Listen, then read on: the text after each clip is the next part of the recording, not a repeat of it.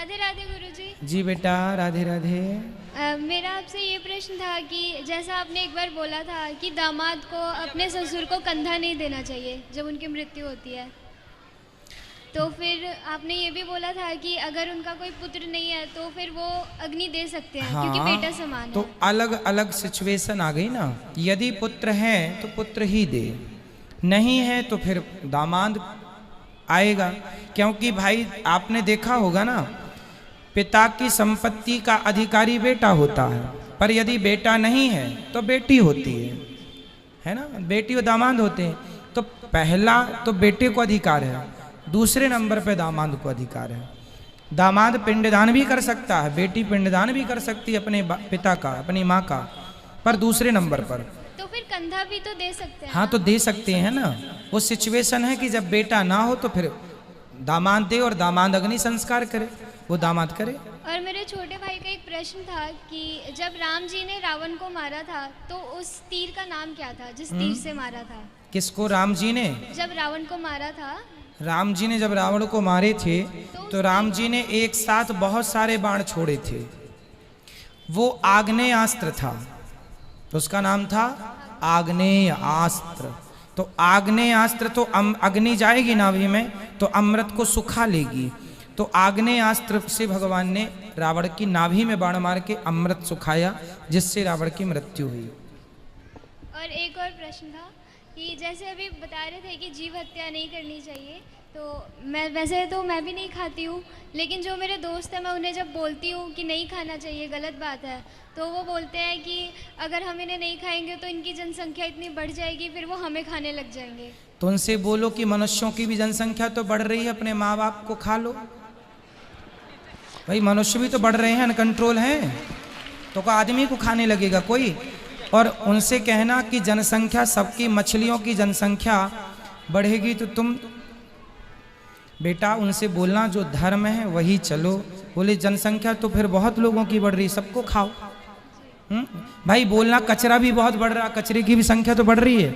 नालियों का भी तो, नाले का बहुत गंदगी बढ़ रही है, वो भी हजम करो खा खा के। फिर सभी तो बढ़ रहा है। फिर जब सबके ठेकेदार बने हो आप जनसंख्या नियंत्रण के, तो फिर सब खाओ। थोड़ा आप लोग जवाब देना सीखिए। धन्यवाद गुरुजी। खुश रहिए। राधे राधे गुरुजी। बेटा राधे राधे। गुरुजी मेरा प्रश्न ये कि सुदामा जी के माता पिता का नाम क्या था? सुदामा जी के पिता का नाम था धर्माध्वरी।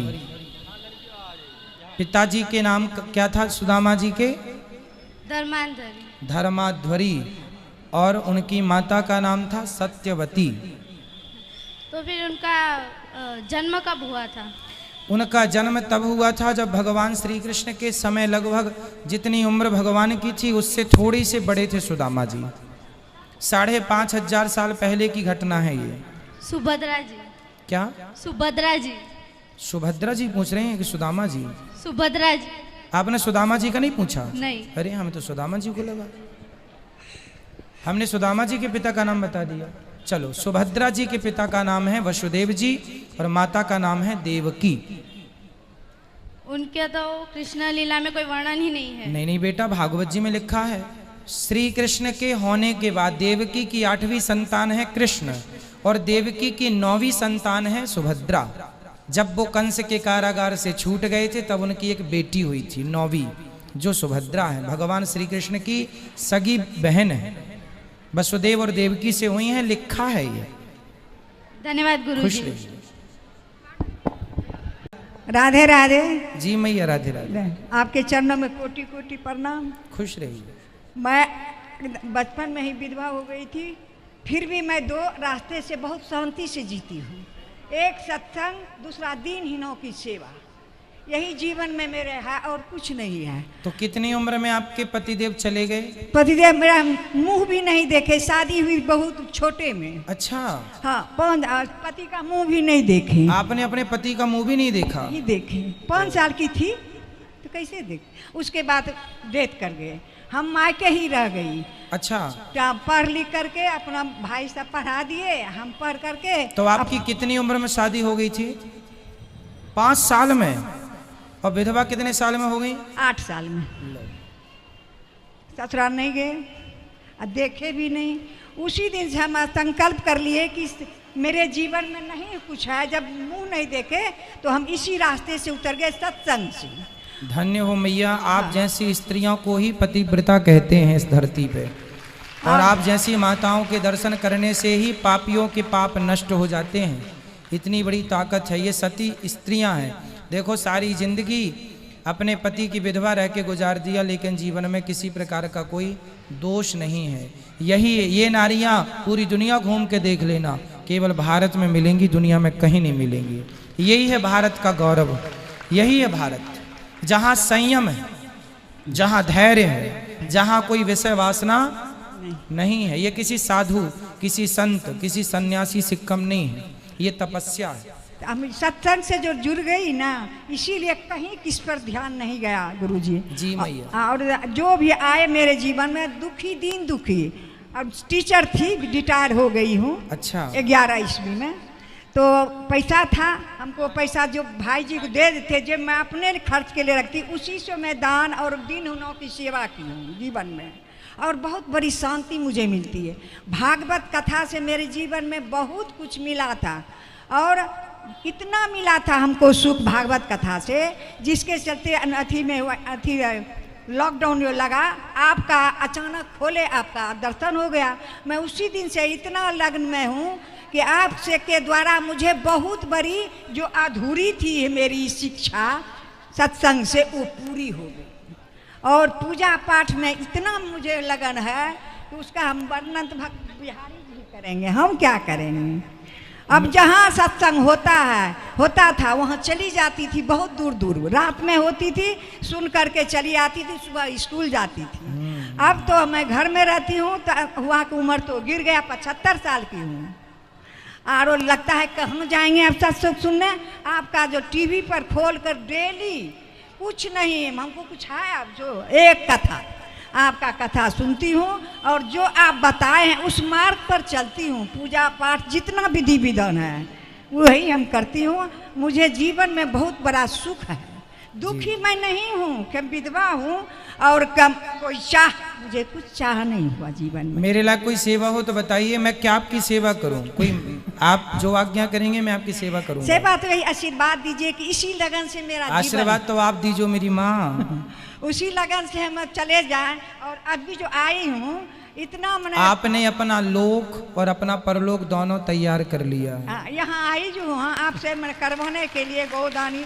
जीवित में ही कर लेंगे, मरने के बाद कौन भतीजा करेगा। ससुराल नहीं गए तो नैहर में रह करके, बच्चे भाभी मर गई तो बच्चे 3 थे, उसको पालन पोषण करके शादी ब्याह कर दिए, 2 बहू है, और वही हमारा देख रेख करती है। मरने के बाद ये जो हम किए अभी 3 जग, ये हम अपना पैसा से किए, और भाई किसी को नहीं मांगे, भौजाई तो है ये नहीं है, हमें तीनों बच्चों पूर्ण रूप से अपने आप को भगवान को सौंप दीजिएगा। बस सौंप दिए हैं बस। आपके कथा से तो इतना मैं प्रभावित हुई हूँ, उसका वर्णन हम नहीं कर सकते। और जब तक जीवन में रहूंगी तब तक आपकी कथा छोड़ूंगी नहीं।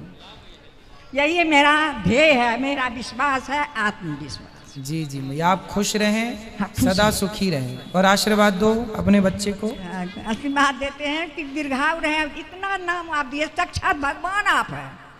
हम आपका कथा सुनते हैं तो लगता है आंखों से आंसू गिरते हैं, कितना रोते हैं हम आपकी कथा से, वर्णन से, गाना से, भजन से, उसका वर्णन नहीं कर सकते। बहुत रोते हैं बैठ के।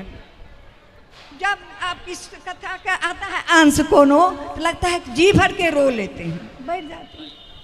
धन्यवाद खुश रहिए, खुश रहिए। बेटा धन्यवाद है कि आप मुझे आशीर्वाद दे के परलोक को चला।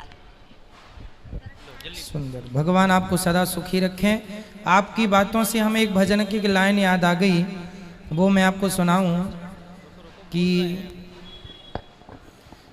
पैदल चलकर द्वारिका जाना सबके बस की बात नहीं है, ये मैया के जैसे जीवन बिताना सबके बस की बात नहीं है। कोई करोड़ों में एक महिला होती है ऐसी, जैसी ये माँ है। गौरी गोपाल आश्रम में भी एक माँ ऐसी हैं जो 8 साल में विधवा हो गई थी, और वो यहाँ रहती हैं और मुझे, मैं बड़ा भागी हूँ कि मैं उनके चरण दबाता हूँ। यहाँ है वो, तो मैया खुश रहो, आप सदा सुखी रहो। बिल्कुल, आप जब चाहें ये बेटा आपका आपकी सेवा करने को तैयार है।